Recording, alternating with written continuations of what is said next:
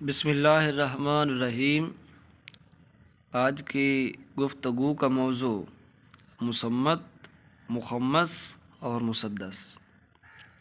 سب سے پہلے بات کرتے ہیں مصمت کے بارے میں کہ مصمت عربی زبان کا لفظ ہے جس کے لغوی معنی پروئی ہوئی یا موتیوں کی لڑی میں پرونا کے ہیں، مگر اصطلاح میں مصمت ایسی نظم کو کہتے ہیں جس میں 3 سے لے کر 10 مصرے تک ہوں۔ اگر نظم 3 مصروں کے بندوں پر مشتمل ہے تو اسے مثلث، 4 مصروں والی نظم کو مربع، 5 مصروں کے بندوں پر مشتمل نظم کو مخمس اور 6 مصروں والی نظم کو مسدس کہتے ہیں۔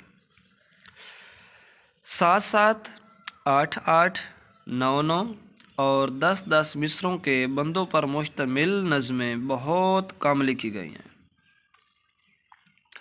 اردو شعری ادب میں مخمس اور مسدس لکھنے کا رواج چونکہ کلاسیکی دور سے چلا آ رہا ہے، اس لیے ان 2 حیتوں کو مزید ہم تفصیل سے بیان کرتے ہیں۔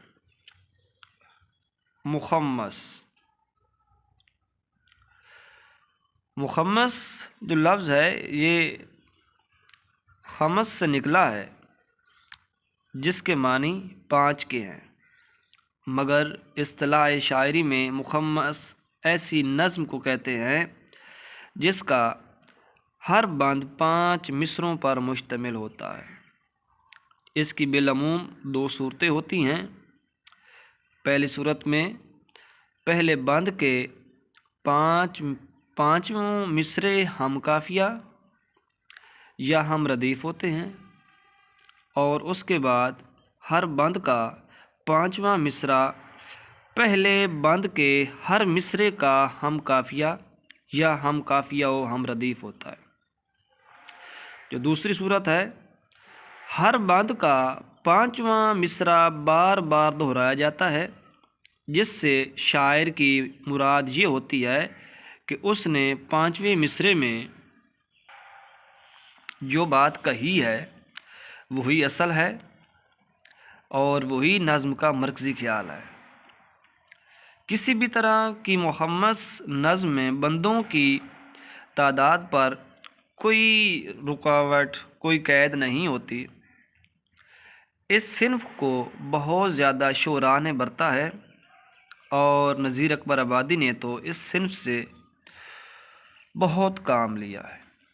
ان کی نظموں برسات کی بہاریں اور مفلسی سے یہ 2 بند ملاحظہ کیجیے ہیں: اس ہوا میں کیا کیا برسات کی بہاریں، سبزوں کی لہلہاہٹ باغات کی بہاریں، بوندوں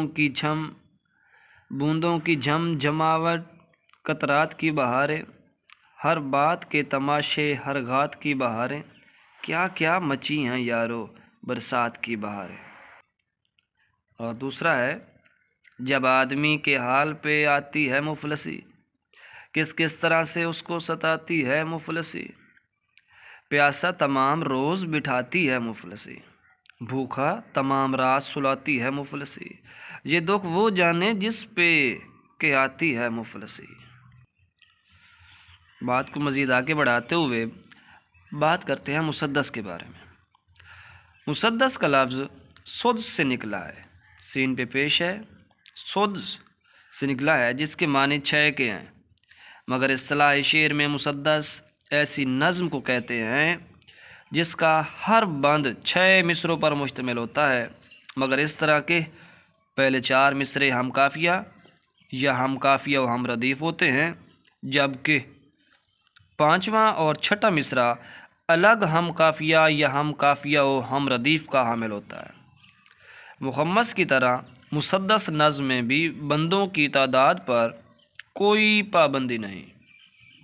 کلاسیکی دور شاعری میں سے لے کر جدید دور شاعری تک اردو کے بڑے بڑے شعراء نے اس صنف کو بہت استعمال کیا ہے، اور اس صنف میں طرح کے مضامین بیان کیے۔ نذیر اکبر آبادی ہو، ان کی جو بیشتر نظمیں ہیں جیسا کہ آدمی نامہ، تندرستی، بڑھاپے کی سواری اور دنیا دار المقافات، اسی حیات میں لکھی گئی ہیں۔ اس کے ساتھ ساتھ معروف نظم مد و جزر اسلام مسدس کی حیات میں ہے۔ علامہ اقبال کی شعرۂ آفاق نظمیں شکوہ اور جواب شکوہ بھی مسدس کی حیات میں لکھی گئی ہیں۔ میر انیس اور مرزا دبیر نے اپنے مرثیوں کے لیے بھی اسی حیات کو پسند کیا ہے، بلکہ میر انیس کے بعد بھی تمام مرثیہ نگاروں کو مسدس کی حیات ہی مرغوب رہی ہے۔ علامہ اقبال کی نظم شکوہ کا یہ بند جو ہے یہ سب ملاحظہ فرمائیے۔ آ گیا عین لڑائی میں اگر وقت نماز، قبلہ رو ہو کے زمیں بوس ہوئی قوم حجاز، ایک ہی صف میں کھڑے ہو گئے محمود و ایاز، نہ کوئی بندہ رہا اور نہ کوئی بندہ نواز، بندہ و صاحب و محتاج و غنی ایک ہوئے، تیری سرکار میں پہنچے تو سبھی ایک ہوئے۔ امید ہے یہ تمام معلومات تمام طلباء و طالبات کے لیے مفید ثابت ہوں گی، اور انشاءاللہ ملتے ہیں ایک نئے موضوع کے ساتھ۔ اللہ حافظ۔